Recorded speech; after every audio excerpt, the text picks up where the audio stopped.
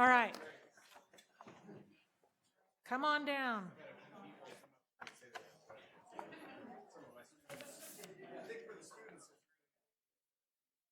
You guys are all mic'd up, right? Yep, we're all. Okay. All right. We're going to continue. We're really excited about this portion of the day, and it's a pretty darn amazing day. So we've built in some time for an informal discussion, which will be led by Bob Anderson. He is a visiting professor, and we are thrilled to have him here this semester. He'll be moderating this discussion. John Leshy, of course, spoke last night. One of those folks who needs no introduction. And we haven't been reading people's bios today. They are in the program, though, so please feel free to read more. And Rebecca Watson is here as well. And Bob is going to kick this off, and we'll leave a little bit of time for questions at the end, and we'll have an hour and 15 minutes. So enjoy this. We don't have a break after this, but we are going to rearrange. So if you need to run out real quick and get back, feel free, but we'll only have maybe a 5-minute break right after this before we start the next panel, so don't go far. All right, Bob, thank you so much.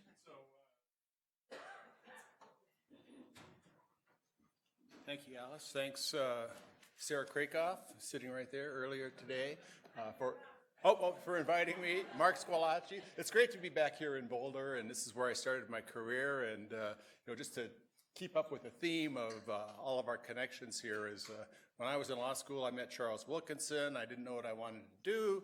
I couldn't take his class because I was a first-year student. He says, go to work for NARF. So I went to work for NARF back in the day, and then they offered me a job, and I moved to Alaska. Then I met John Leshy. John Leshy arranged for me to get a job at the Interior Department in the solicitor's office, and then encouraged me to go into teaching. And now, I'm back here with everybody.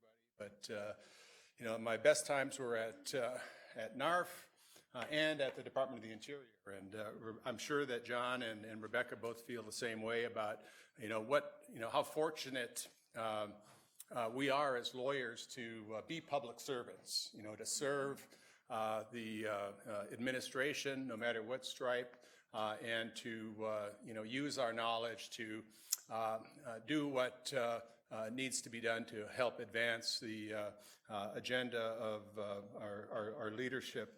I want to especially thank my students for coming, those of you who are here from my public lands and water law classes, and I hope that you'll take the chance to ask our speakers some questions, and you can't ask me any questions, save those for Monday. But you all heard from John last night, so John doesn't have a presentation. We're going to give Rebecca the floor to talk for 10 or 15 minutes, and then we're just going to sit down here, and I've got a couple of prepared questions, but I'd rather hear from the students and from others in the audience and have some informal interchange here. So Rebecca, why don't you come on up?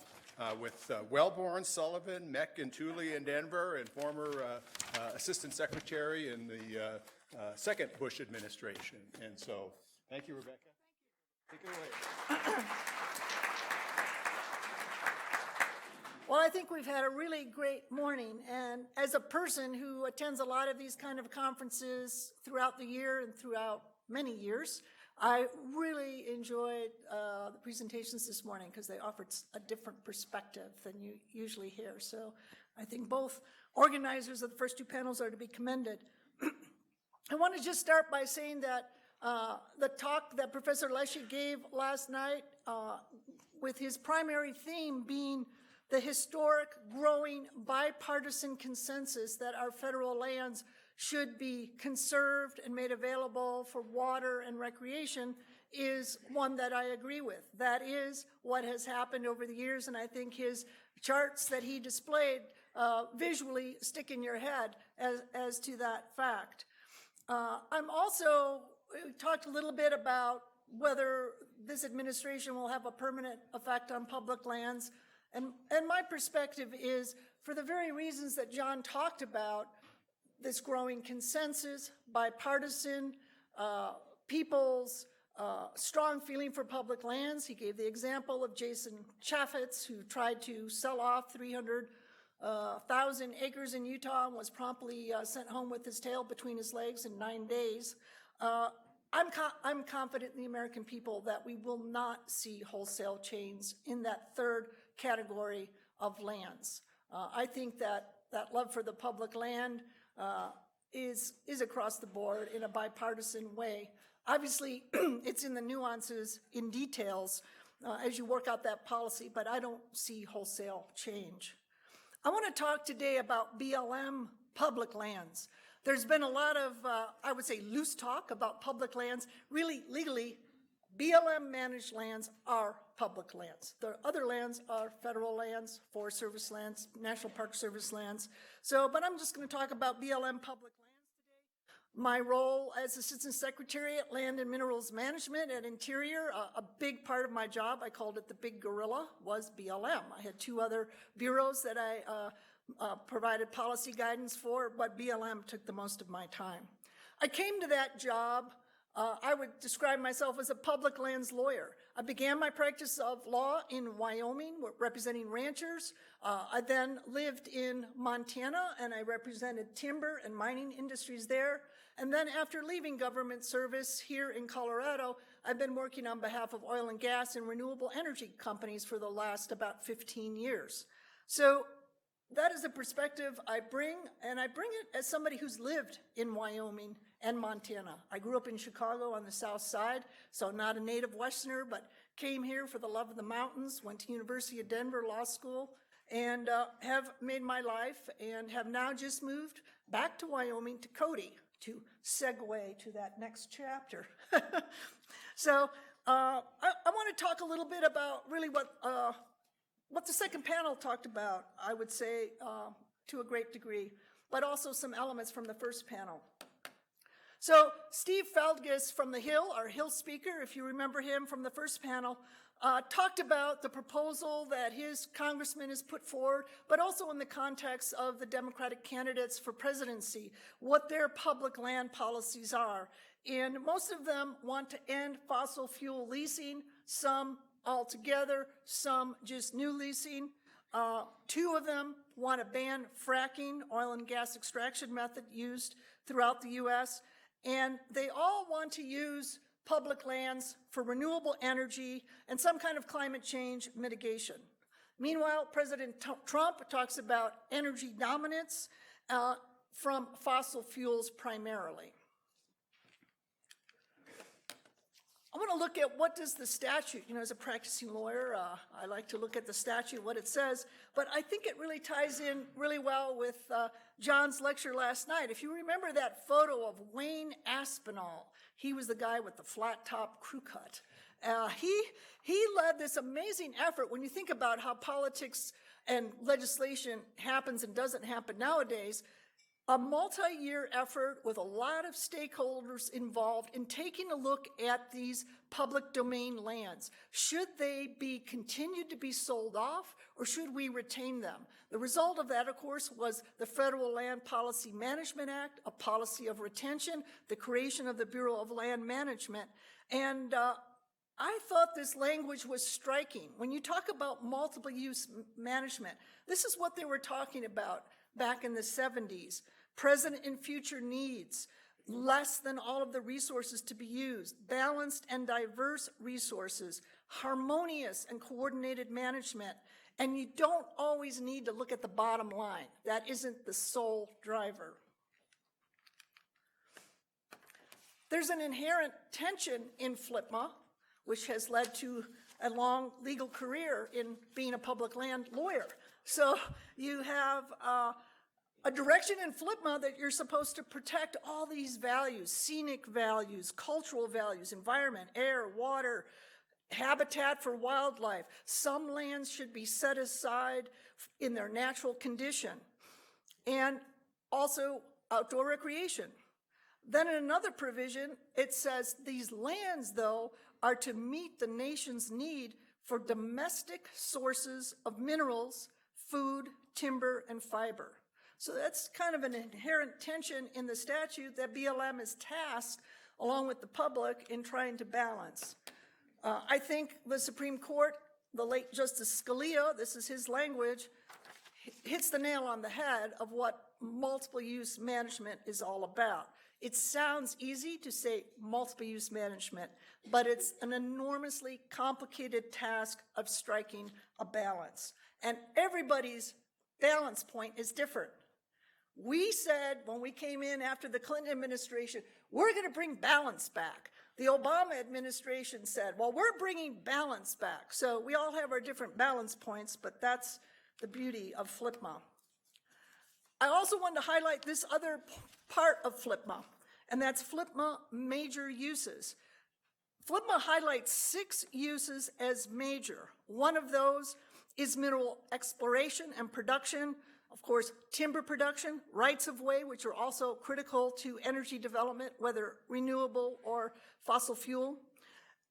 And it includes a provision in there that if 100,000 acres of the public land are taken away from one of those 6 uses for 2 years or more, you need to report to Congress. Well, the Chatham case, a Supreme Court decision, raises a question about whether that's a balance of power, separation of powers issue. So that's a difficult provision, but I think it makes a political point. And the point is, if you start messing around with the balance of multiple use on public lands, we, Congress, we, the political elected animals in this system, are going to be paying attention. And I think that's true. And I think, again, our representative from the Hill illustrated that very well about the difficulties that some of these Green New Deal provisions face. So, just a little bit about what's at stake. If you ban federal oil and gas leasing, federal lands and waters supply about 10% of U.S. electricity, 40% of coal came from federal lands, 13% of natural gas, and 24% of oil. So it's a significant proportion of our electricity supply does come from federal lands historically. And I think if you look at these statistics too, it's also illuminating. You look at onshore oil and gas, there's 700 million acres total of minerals managed by BLM, and these minerals are not only under BLM surface, but other agency surface. There's 113 open, and there's currently 13 million leased. So a small percentage of what's out there. So I think we heard today from the first panel about where these oil and gas revenues go to and what the impact. And the second panel also highlighted some of those issues. And these royalties are widespread. Because of the shale fracking revolution, 35 states now produce federal oil and gas. Indian tribes benefit from these royalty distributions, of course the U.S. Treasury, and then several conservation funds that were set up to skim off oil and gas revenue to benefit Land and Water Conservation Fund, which is used to acquire more lands for states and federal government, and historic preservation, and then water infrastructure. So some important uses depend on these revenues. We've seen a couple different charts of the federal land ownership. This is a chart that the General Service Administration prepared, and I like it because it's very visual and graphic, and it really shows you 2 things: where federal lands are, west of the Mississippi, and how much in each state. Different states have more federal lands in them significantly. Nevada, that's got the highest amount of federal lands, close to 86% of their state is managed by the federal government, or as one of our speakers talked about, the federal landlord. The second panel talked about how you rethink the public land connection to development. And I guess that really resonated with me because having lived in public land states and actually dating my husband when I was living in Washington, D.C., in McLean, Virginia, one of the high-end suburbs you can live in, and traveling back to Montana, and that visual contrast of the people and their affluence. In McLean, they drive their BMWs and Mercedes with lit Christmas wreaths on the front of their grills. Montana, old beat-up pickups, people working 3 jobs.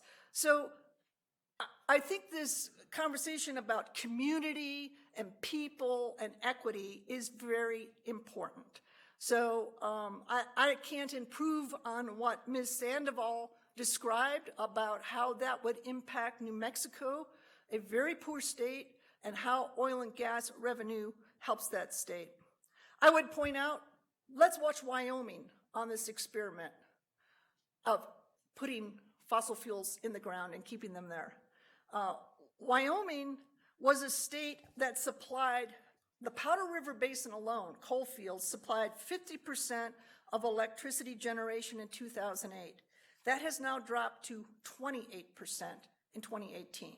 50 down to 28. It's predicted by 2030 it will be between 10 and 12%. The state of Wyoming depends on federal mineral royalties and taxes on these severed minerals. They had a sustainability fund, as one of our speakers talked about today. They set up a sustainability fund. It now has $8 billion in it. They invest it. They live off the revenue. But in 4 years, Wyoming predicts it's going to face a fiscal cliff because of the loss of the coal revenue. At the same time, natural gas has also plummeted down by something like 74% because natural gas is so inexpensive now and there's better sources closer to distribution. So we talked a little bit, and the question from one of the audience members highlighted this. Okay, tourism, renewable energy, and mitigation, using public lands to restore them, to mitigate, those are all important opportunities. But as our New Mexico speaker said, Ms. Sandoval, they will not replace the revenue and the jobs from energy.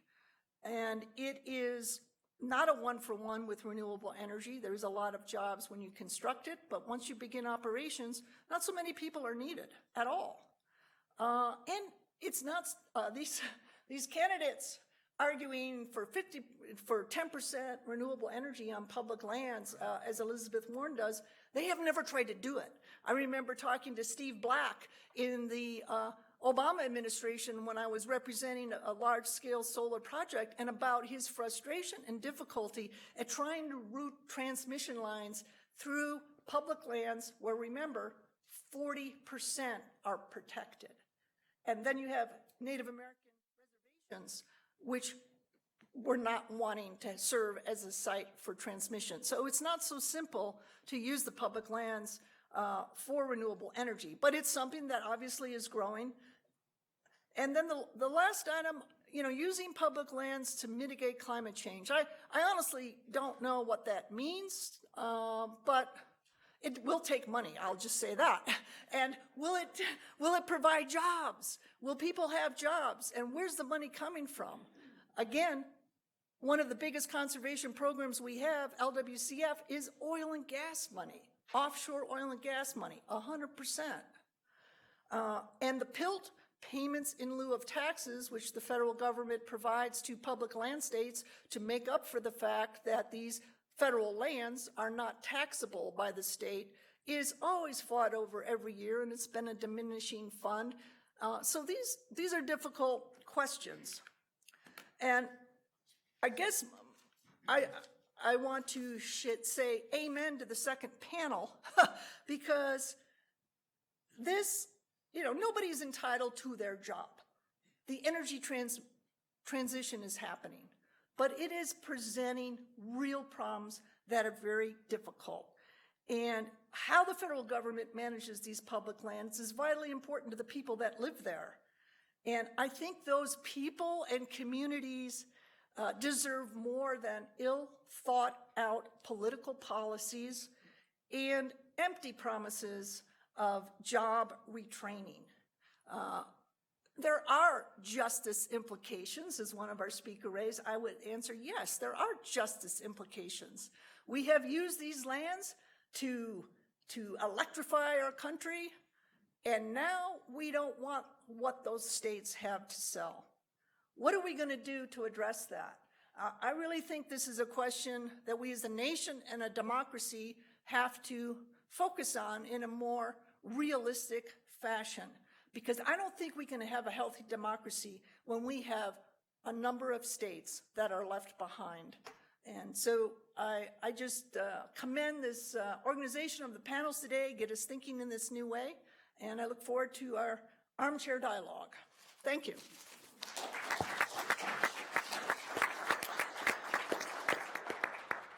All right. Well, thank you, Rebecca. John, I don't know if you want to say anything. I'll start out with a softball question for Rebecca. So, you know, if Wyoming and some of the other energy-producing states are hurting, Alaska, the oil revenues are way down, and people are moving away. BP is pulling out of Alaska. The major oil companies don't want to produce, and so it's one of these cases where the shopkeeper is selling something that nobody wants anymore, and so. It's a problem.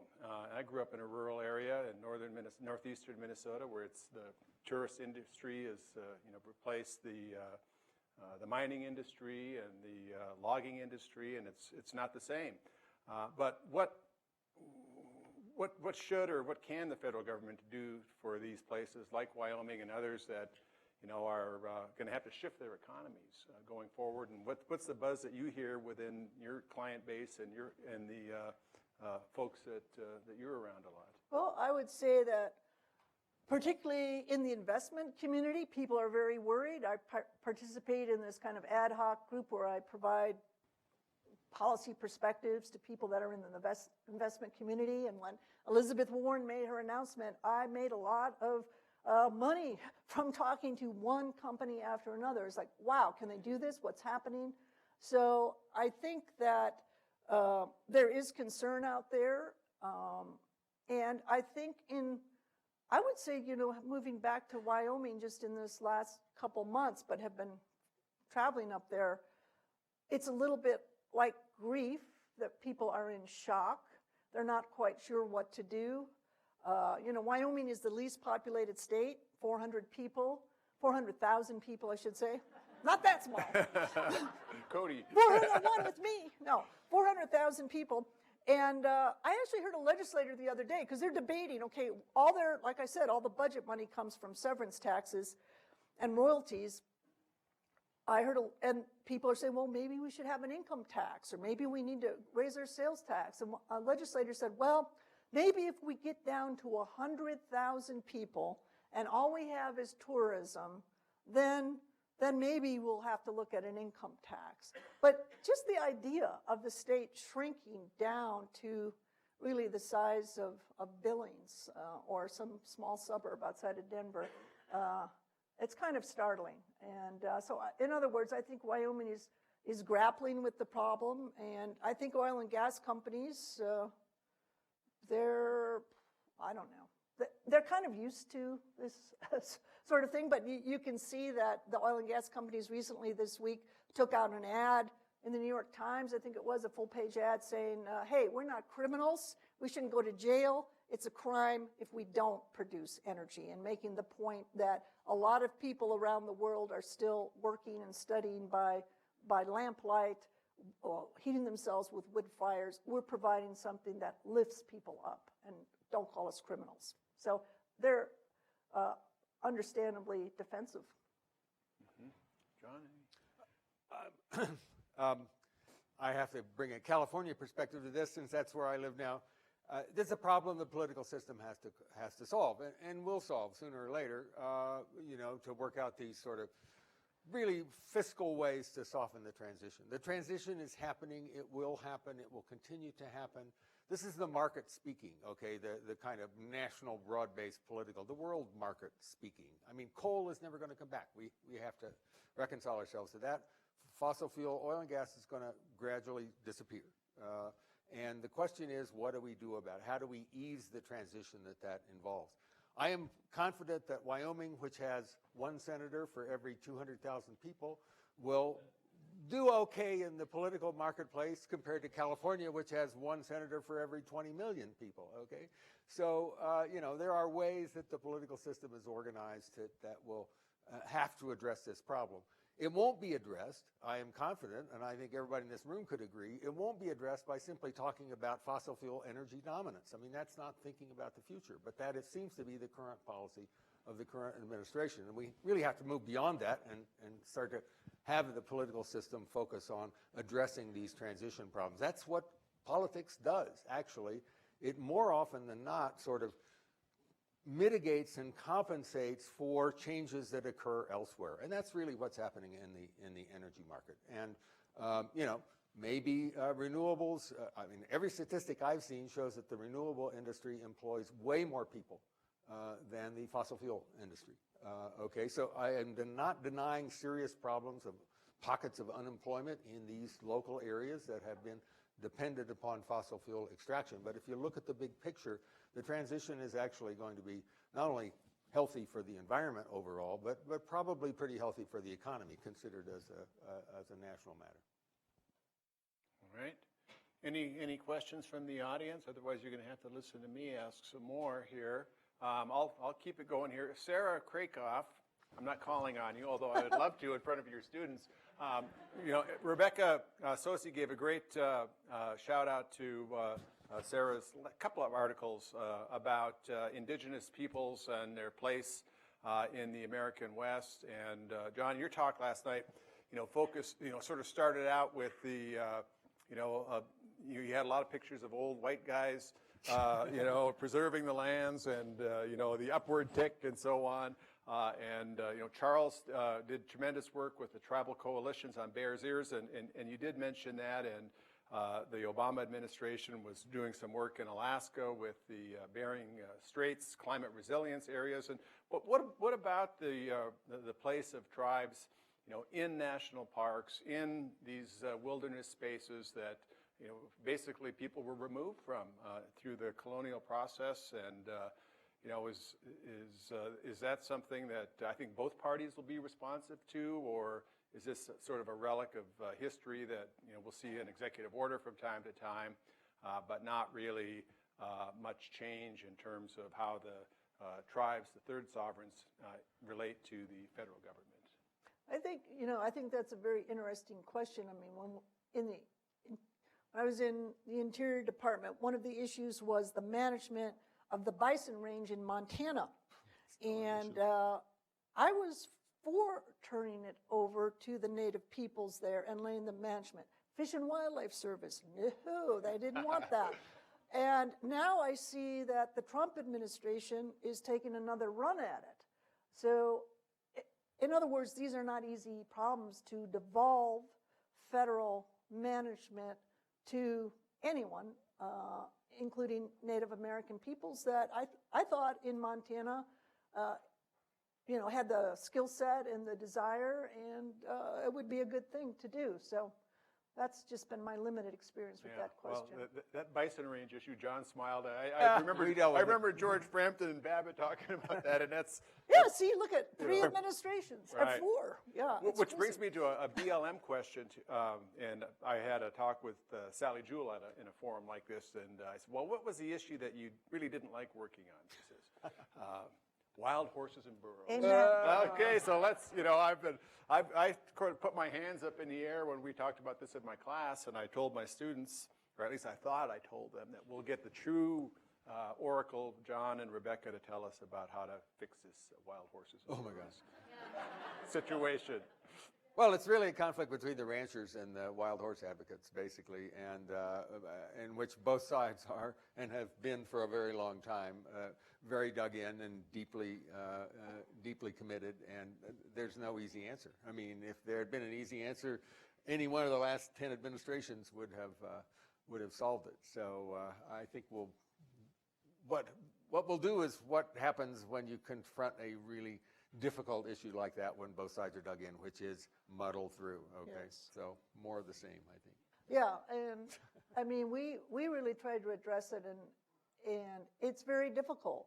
It's not just the ranchers and the wild horse advocates. It's also biology, because these horses quadruple every 7 years. So one of the solutions was, okay, let's look at birth control. And at that time, when we were in office, sterilization was not something that would be done. It wasn't allowed. It wasn't part of the policy toolbox. And but the sterilization or birth control that was used was very counterproductive. You had to round up the mares. You had to inject them with this PCD or something. I can't remember what it's called. Anyway, and that would stop their fertility for a while. But when it wore off, which it did in 1 to 2 years, they would rebound. They'd make up for lost time. And it was, so it's not easy. I actually had a client and who I met with Neil Cornsey when he was working for Senator Reid before he became BLM director, and he's a renowned stallion reproductive expert here in Fort Collins, and he had a solution for male chemical sterilization. That would be a lot easier because stallions are herd animals, so you target the lead stallion and make him impotent, but he wouldn't know he was impotent, so he'd still control. But we didn't have the money and time to get her done. But there are solutions, maybe. In researching the book, I have a few pages on predator control and how it started back in the 19-teens or so, because the ranchers persuaded what was in the biological survey to start a predator control program. And in the 20s, coyotes and sheep were the big problem, obviously. And in the 20s, some brilliant scientists in the biological survey just started to experiment with birth control to deal with the problem. So when they started to do these experiments, they sent a team out. I think this is a true story. They sent a team out to meet with a bunch of ranchers to explain what they were doing and what their program was and how they're going to help them and all that.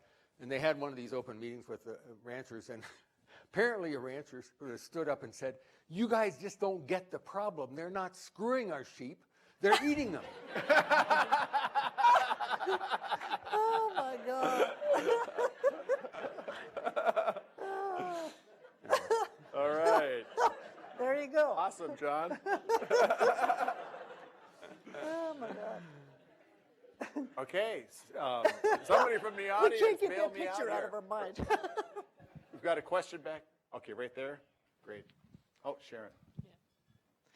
Good afternoon. So I wanted to go back to the panel right before lunch and the idea of self-determination. And a little while back, I was at a natural gas conference in Houston, but one of the most interesting things there was work that was being done around community economic development, community visioning.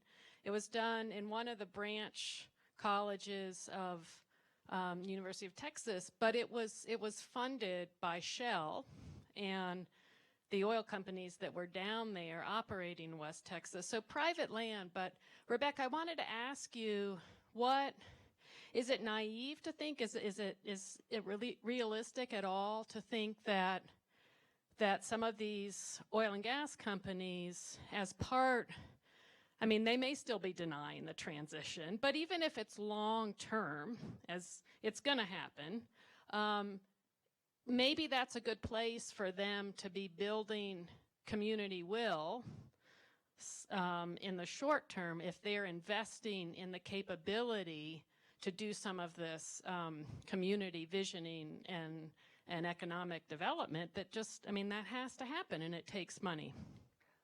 I would say that, the oil and gas industry, you have your majors like Shell, Chevron, Total. Those are big, well-funded companies. And even 15 years ago when I was assistant secretary, I met with Shell and Rio Tinto, a big coal mining and copper mining company, and they had sustainability programs, and they were doing just what you described. But a lot of these other companies, the companies that put that letter in the New York Times, are between 12 and 15 people, and they are equity-based, debt-based companies that go out, they find a property, they mature it, and then they sell it to someone who can really operate it. So I really don't think there's the capacity in those smaller companies, but some of the larger companies, I think there's lessons to be learned. There was a very strong initiative in the mining industry led out of Canada for the majors to have a sustainability approach. So when they left the community, when their commodity was done, what did they leave behind? How did they help that community carry on into the future? The oil and gas industry has done some of that. But I think it's, it's an idea, but it won't be a solution, I guess, the only solution. There was a man back there on the very edge. Okay. I can't see him. I have a proposition and then a question.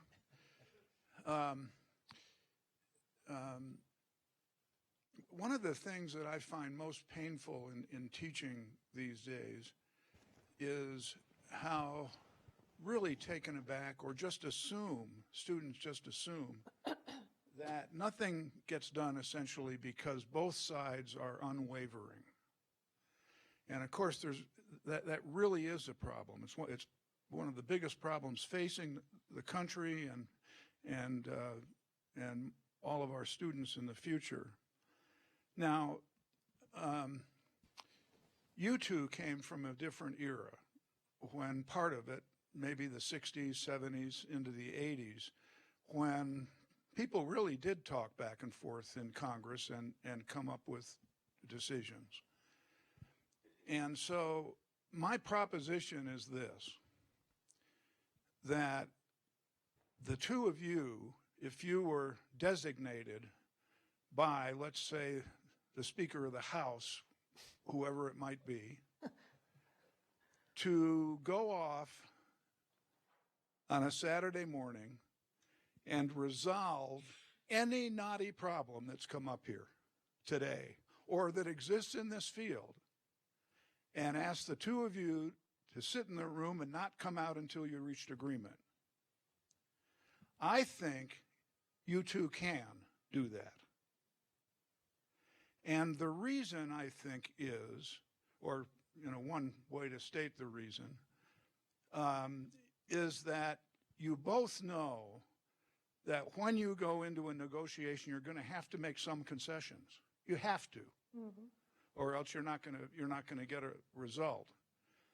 And secondly, you know the other person and know what their values are. And third, you respect those values that the other person has. And with that equipment, to me, you two really could do that, go in and solve most of the problems in this field.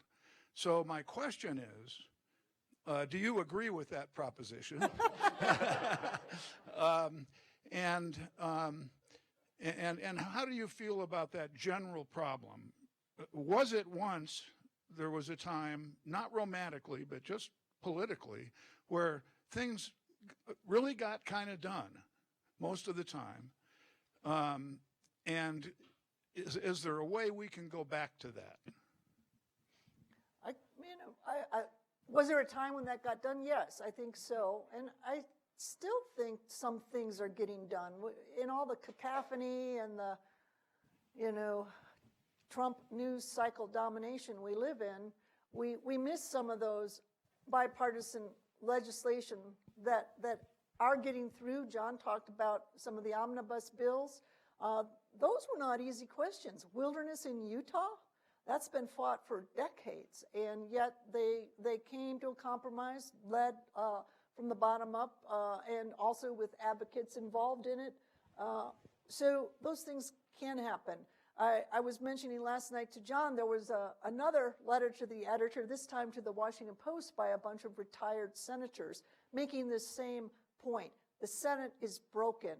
We need to go back to a time of comedy, respect, where we can talk and work these things out for the good of the country. We are willing to help you, current senators, do that. So I think that's possible. I will say, when I was a young advocate, a young lawyer living in Wyoming, Montana, I would view the Clinton administration as the devil. And where was my compromise? This was terrible. And as I matured and worked in the federal government and had a broader perspective, I became less sure and doctrinaire of myself, and I think more capable of joining John on a Saturday and resolving problems. I have no doubt we could do that. There are two big, huge problems, have nothing to do with public lands, that make our political system dysfunctional, in my view.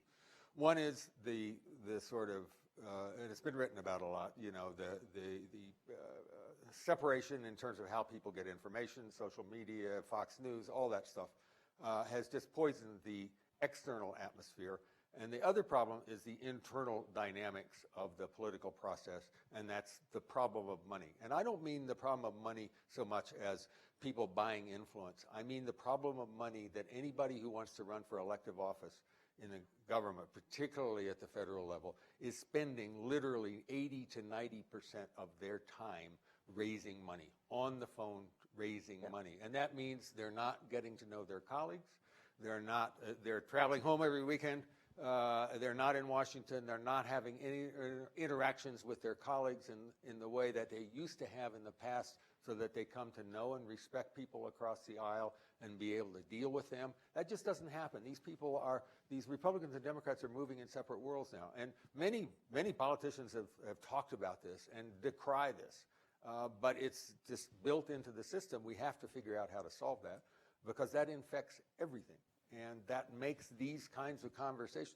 Sure, people could agree. I mean, you could take almost anybody in the House and the Senate, Republicans and Democrats, and put them in a room and say, you know, negotiate till you reach an agreement. They could do it, but the system is not designed to deal with that. The system is totally broken. That's a very pessimistic message, but I feel very strongly about it. Student question here. This poor man in Hi the there. back, don't forget about it. I have a question for Ms. Watson. You were discussing renewable energy on public lands and the difficulty that it poses a lot of times. And in my mind, it seems fairly ideologically or even intellectually dishonest to say that such renewable energy is such a difficulty to develop or propose or get into place on public lands, when the federal government dealt with the exact same issue 40, 50, 60 years ago with drilling and mining on public lands.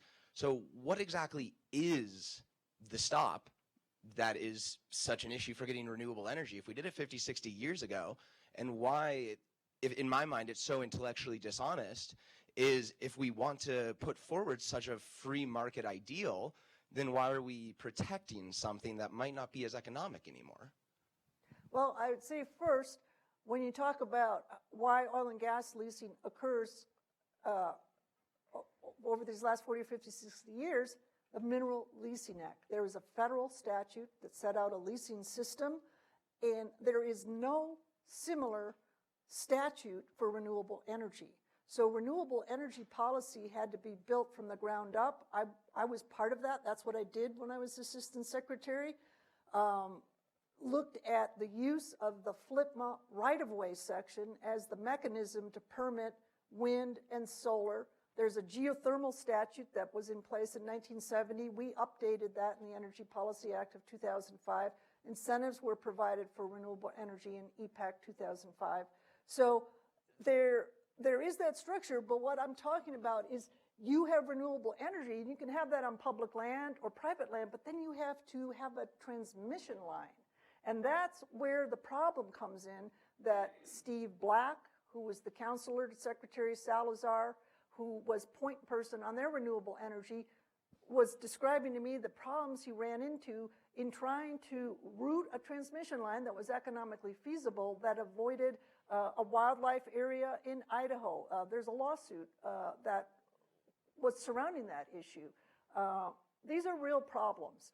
And the other real problem with renewable energy is storage of renewable energy. Renewable energy's capacity is small. Battery storage is not here yet. One of my biggest clients I worked on for the last 8 years was a massive storage project in California to solve that problem, not in a Band-Aid approach, but in a big megawatt approach. So that's simply what I was alluding to. I'm not saying that. I think if we want to push renewable energy, you need to do two things. I think a statutory framework would be extremely helpful, and I guess you have to look at the incentives. The incentives were supposed to drop off. That was the compromise legislation, but of course, anybody who had an incentive is agitating now for it to be restored. This man. Go back here. Thank you.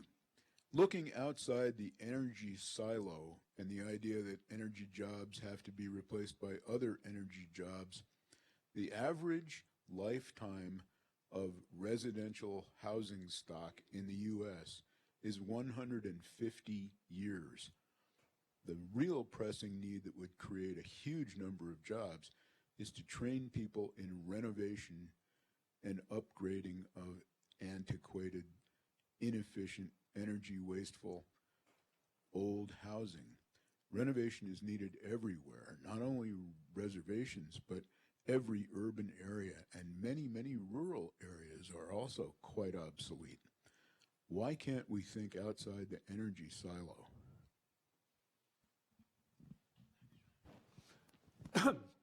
Well, I think it's part, I believe, if the Green New Deal and things, the big programs like that have all kinds of, little moving parts, including ways to make everything more energy efficient. I mean, I think if we ever got to the political point, pardon me, where we could have a big omnibus bill, like a Green New Deal kind of bill, those things would be included in it almost inevitably. We just haven't been able to put the politics together to get that done. And I guess I would say, now being a returning resident to Wyoming and thinking about this issue of how a state adjusts to an energy transition, I've been looking at what's going on in the Appalachian communities that have lost their power plant or lost their coal mine, what kind of innovative programs are. And there are a lot of other ideas out there. You have to look at what your economy has. In Wyoming, the number 2 industry is outdoor recreation and tourism. Certainly a big focus on that. But I think you have to think about a lot of different components to build in a more resilient economy in these states that are losing this backbone. And I think, my main message is we need a transition. It can't happen on day one, as all of these presidential candidates advocate. Day one will leave a lot of people suffering. So let's have a transition. Let's try and think about this. It's a real problem, and manage it in a way that's equitable.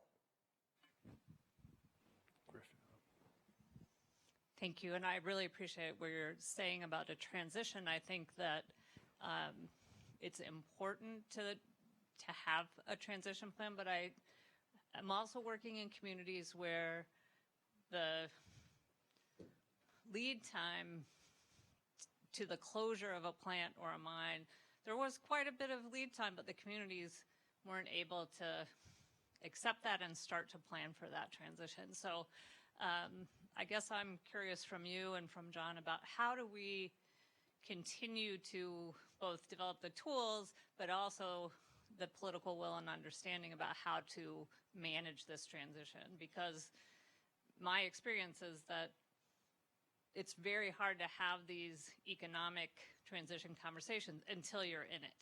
And then it's too late. And I think we do have some lead time, but we're not taking advantage of it. I guess one thing I want to say where I think that the Western public land states sort of need to grasp this problem themselves. I'm not that inclined to look to the federal government to solve this because there are a lot of problems, as the proposition just posed to us identified. There's a lot of non-functioning activity out there. Western Governors Association is really good at taking a look at problems of this region and educating, working through, coming up with recommendations. And I think that would be one entity that I would look to help provide leadership. The governor, Mark Gordon in Wyoming, he's the new governor, and talking about, okay, we have some time here, maybe about 4 or 5 years, not a lot of time, but let's start grappling with this. Let's start looking at it. It's not tomorrow, but it's coming pretty close. And I do think there's a shell shock factor where people tell us right in their face they don't see it. But I think that's part of political leadership, is to start bringing people along, start tearing the bandage off and talking about these problems and helping people begin to grapple in a way that they can make some adjustments. All right. Well, I've got one last question here I know Bob Pelsiger and Charles wouldn't let me wouldn't be happy if I didn't mention Indian water rights, settlements, money for those. I mean, we've got a $1 trillion deficit. We've had 40 Indian water rights settlements, largely led through negotiations between states and tribes and local stakeholders that have brought tremendous benefits to these communities for relatively small amounts of money, you know, a few $100 million to deliver water to rural areas, to tribes, to non-Indians, and to secure and firm up the water rights of non-Indians who are generally junior. And it seems to me that that is an arena that's sort of escaping the attention of this administration right now. And John, I think you've probably done a lot of thinking on this and the most work on it. So could you talk about that a little bit? Sure. I mean, first of all, let me say that, and I think you'd probably agree with me, the Indian water rights settlement area in general is actually an amazing success story. I mean, when I first started working in this area in the 1960s and 1970s, you know, the presence of Indian water rights was regarded as, it was Armageddon. You know, it was going to bring Western traditional water users, particularly agriculture, to their knees. It was going to end civilization as we know it and all of that. Well, that hasn't happened. And in fact, I don't know what half or maybe close to half of the tribes now have settlements that were worked out in painstaking negotiations, but were worked out by compromises and got through Congress and all of that. And it's been a huge success story in a place like Montana. I just gave a lecture about this up there. And in Arizona, where, you know, these Indian water rights settlements that were, Indian water rights claims that were thought to have just going to be revolutionary, actually turned out to be good for everybody, good for the tribes. It has made Western water management much better in places where these settlements have occurred. I mean, it really is a great success story. So how do you continue it and clean up and do the rest? That's the problem. The problem is we have a political system that's broken that doesn't do this kind of thing anymore. That doesn't, and I'll tell you, here's another sort of pet peeve of mine, and will sound totally revolutionary, I suppose. When Congress ended earmarks, allowing individual members of Congress to sort of earmark how federal money is spent, that was the grease that moved a lot of compromise. And then, I won't cast blame on who ended it, but somebody got the brilliant idea, this is a corruption of the system. It's not a corruption of the system, it was the way the system worked. So they got rid of them, and that has helped gridlock. I mean, that has brought a lot of things to a halt. Yeah. And we need to, you know, restore earmarks. And you will get settlements. You will get settlements through Congress. And you'll get a lot of other things happening. And a lot of other things as well. I mean, so it's this gridlock in the process that is freezing things that are good for everybody, like Indian water rights settlement. So. All right. I'm looking at my program here. I have no idea. Oh, 15. Thank you, Marilyn. Well, I mean, and I see when we talk about gridlock, you know, the work that the Western States Water Council and NARF have done. John Echohawk and whoever the leadership at the Western States Water Council has been amazing to get these settlements through. But there are a lot of the thorny issues related to in-stream flows in California. And the Bureau of Reclamation, hydro projects and how they're operated, and subsidized agriculture present huge problems for going forward. And, you know, sort of like the transition away from fossil fuels, I think, you know, at some point we need to talk about transition away from what are really sort of wasteful uses of water. And becoming more efficient in those areas. I don't know, Rebecca, if you have any thoughts about that, or John? Or? No, I'm not really conversant in water law and those issues. I still work on some. There's actually a very interesting thing happening in California, beginning to happen, and that is retiring irrigated agriculture and putting solar or wind in the retired land. And I think there's probably going to be 50 or 100,000 acres of marginal agricultural land taken out of production and converted to renewable energy. It's actually a beautiful sort of, you know, way to do the transition. Help local governments because they can get some revenue out of this, and help landowners who otherwise, you know, are in the fix when they're can no longer make a living with farming. Saves water, you know, it has a lot of benefits. So things like that. I think there will be opportunities for things like that coming along, and easing them with incentives is all the more reason to do it. So, Sarah?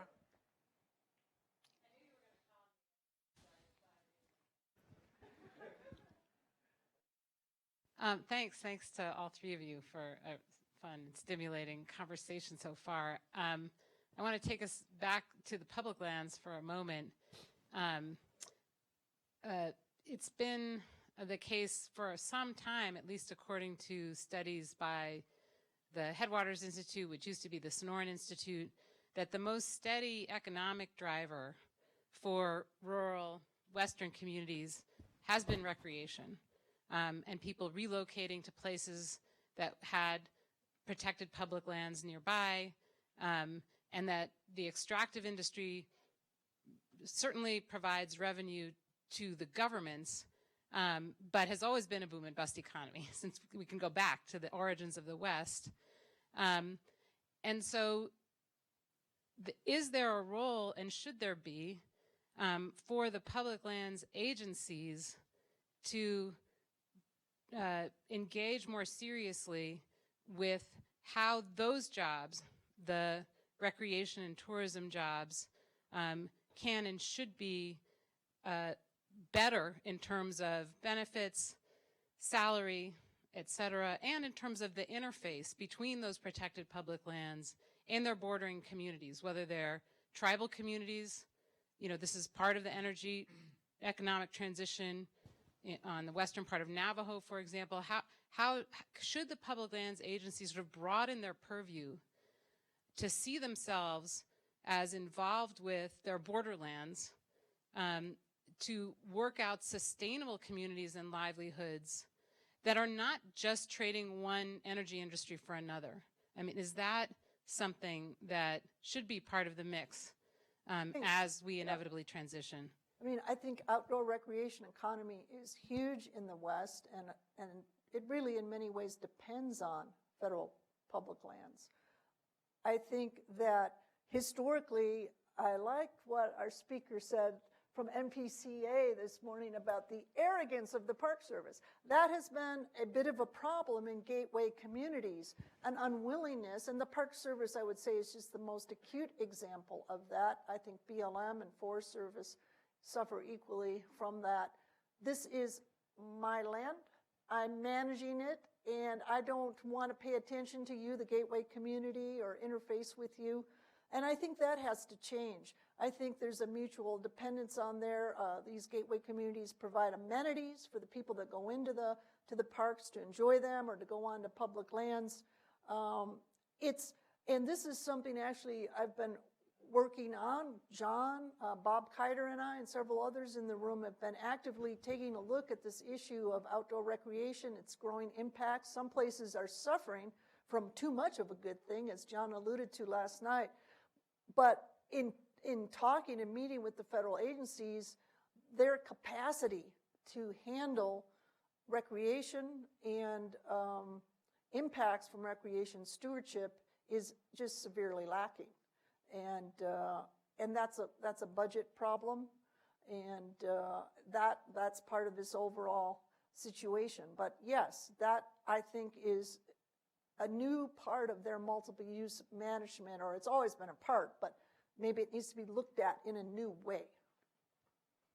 I think the agencies are slowly getting better at it. When we did the Grand Staircase in Utah, Bruce Babbitt made the decision with the BLM there would be no facilities inside the monument, that everything would be outside in terms of tourist facilities and the like, in part to encourage local, economic activity and more private business involved and that sort of thing. Not have the Park Service concessionaire model, but have it be, creating gateway towns, basically, to handle the tourism. And I think that's worked pretty well. I mean, if you look at in fact, wasn't it the Escalante Chamber of Commerce that is a plaintiff in the lawsuit attacking the Trump action? I mean, that tells you something about, Tells you a lot. what was going on there. So, this is a learning process. To say the federal government has sort of responsibility for I don't know, negotiating wages and that sort of thing is, I think, a bridge too far, and the Fed shouldn't be in that kind of business. But I do think they're becoming more responsive, you know, because they're political. I mean, they listen. They're supposed to listen. That's Yes. their job. Got a question in the very back here?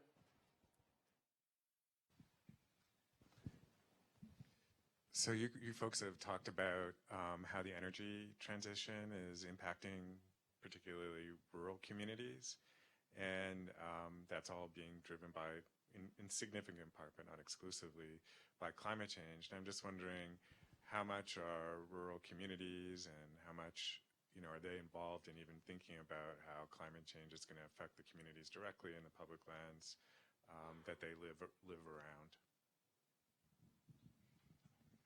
I can just say, living in Cody, you know, we have a newspaper, comes out 2 times a week, so I pay attention, and then they report well what's happening with the town and Park County, and really the focus is on issues really close to home, you know, roads, schools, and that type of thing. And I think one thing Cody is doing right now is they're soliciting a group of citizens to help develop a county land use plan and to better interface with the federal land management agencies. But I think that, you know, some of these issues are very acute, very urgent, and climate change is a little bit further away. So that's just my observation in that community of 10,000. Yeah, I think I look at it from a California perspective. You know, the wildfires in California, I think have had a huge impact just in the last 2 years in how people are thinking about things. First of all, there's a lot we don't know about what's going to happen with climate change. We have some idea what's going to happen, but to say we can anticipate and predict and manage for that is a huge challenge, because there's just so much that we don't know what's going to happen. But something like the wildfires, what's happening in Australia, you know, what happened has happened in California, that's a huge wake-up call for people. I mean, I think most people in California already understood that climate change was happening and was going to impact their lives, but I don't think they appreciated it until they saw what happened with these fires. So that, you know, is sort of hopeful in the sense that I think that we live in a bubble, frankly, in California. We have a political system that works, actually, and they make compromises and they pass legislation, and, you know, we don't pay too much attention to what's happening in the rest of the country because we do have a political system that works. And hopefully, nationally, we can get back to that, too. It feels pretty good.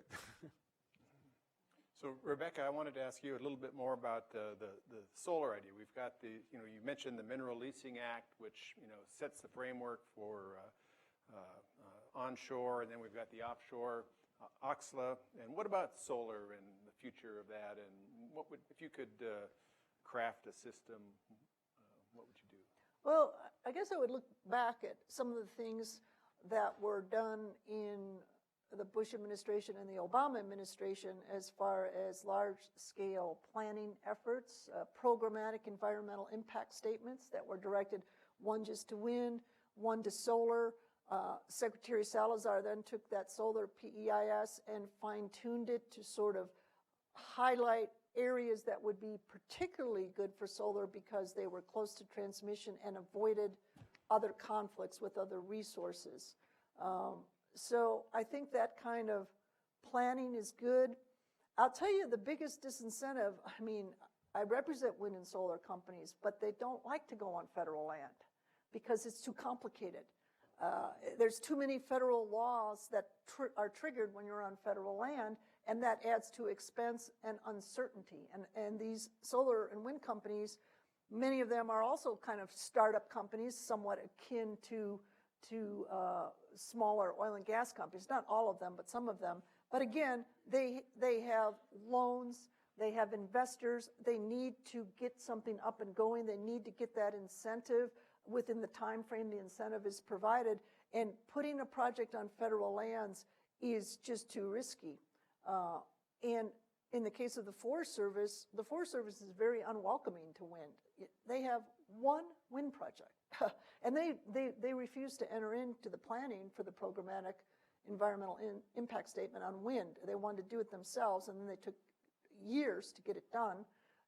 Wasn't done until 2011 in the PES on wind came out in early 2005. So there was a delay, and then no wind has been cited. So I think a statutory framework where maybe you can anticipate some of the challenges, and those have been fleshed out in a good degree through the, 4 terms altogether of Bush and Obama of these projects going on onto the public land. What are the issues? How do you prevent defense? They did a lot of regulatory rulemaking in Obama to solve some of those problems, but I think a statutory framework, if you want to get serious about renewable energy on public land, I think that's the way to do it. All right, anybody else? We got time, we got about 30 seconds left. Last call. Students, ask what's on the final exam, anything like that? No? All right, well, let's thank our panelists here.